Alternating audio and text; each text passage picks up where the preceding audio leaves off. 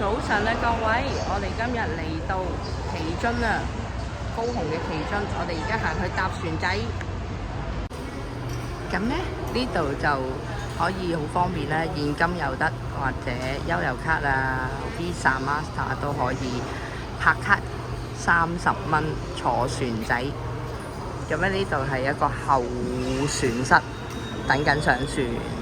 咁我哋一陣間過去旗津睇下有乜嘢睇先。我哋上船啦，船程好短㗎啫，幾分鐘就可以到㗎啦，因為好近㗎。其實揸車都可以去到嘅，但係佢哋話想坐下船仔，咁我哋就一齊坐船仔啦。我哋咧嚟到怕熱，又冇咁辛苦，我哋可以租呢啲車。但係我哋今次想玩呢隻車，睇下 O 唔 OK？ 佢哋話快啲嘅，行得快啲，同埋細部啲。咁啊，梗係我老闆揸啦，我梗係喺後面嘆啦，係咪？好正下嘅喎，望落去係啦，睇下一陣間知道幾多錢先，我都唔知幾多錢。呢隻就平啲嘅，佢哋話呢隻就貴啲嘅，係啦，幾好玩喎！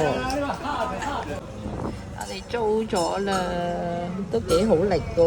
嗱，我哋另外一台喺呢邊。咁咧，租呢隻車係600蚊嘅2個鐘，超時15分鐘就當加1個鐘。咁呢隻車坐2個人。超時1個鐘就300咁樣啦，係啦，咁就唔使咁曬咁辛苦，又唔使行得咁辛苦 ，OK 嘅。佢600蚊係包你2個鐘。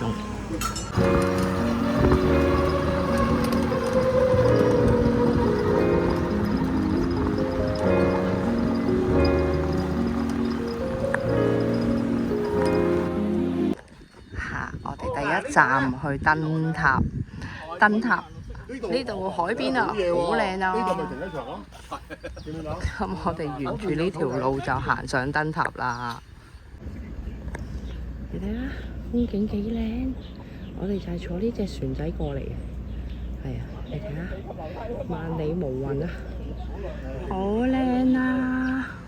不過真係好熱啊，因為而家7月咧，非常之熱，我都覺得黐黐地線。高雄燈塔園區熱到媽媽都唔認得，有個觀景台。咁啊，又係望頭先影嘅海啊，後面會有車嚟，小心。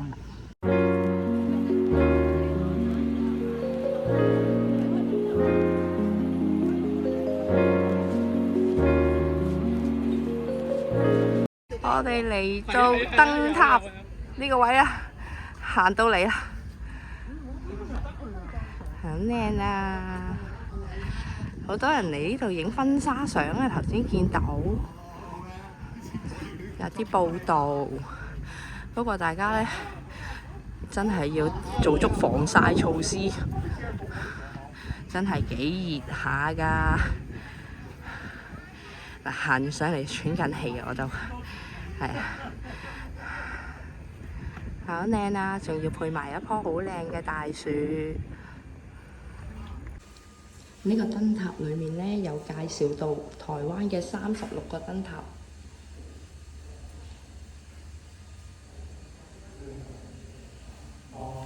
係位於成個台灣嘅呢個位置呢，大家可以睇下。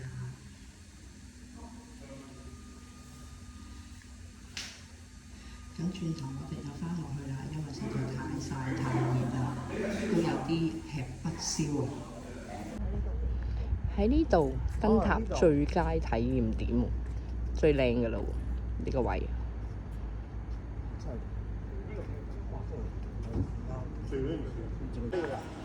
星空隧道，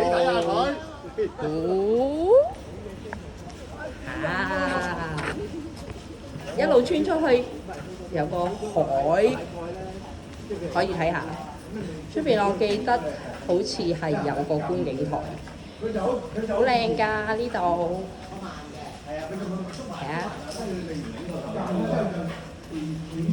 所以嚟奇津咧可以玩足一日，又有嘢食。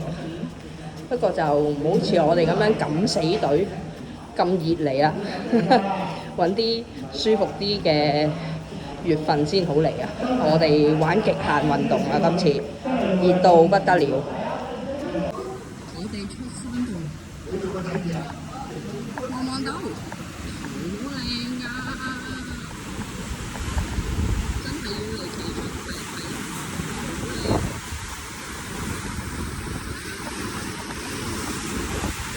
好靚！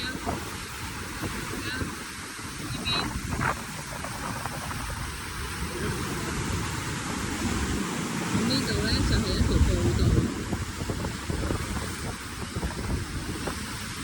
非常之靚嘅風景。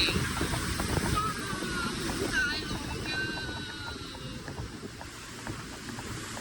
大家睇唔睇到？